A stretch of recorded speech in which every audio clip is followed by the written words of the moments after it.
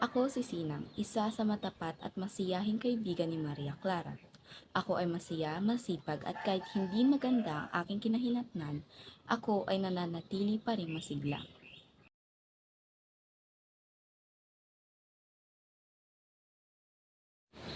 Ang pag-ibig ay hindi lamang damdamin. Ito rin ay kilos ng tapat na pagmamahalan at pag-aalay ng sarili para sa ikabubuti ng minamahal.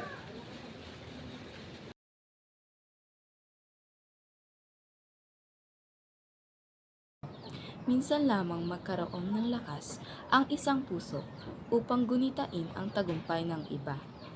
Ngunit maraming beses itong masaktan at magdusa para sa kapakanan ng mga minamahal.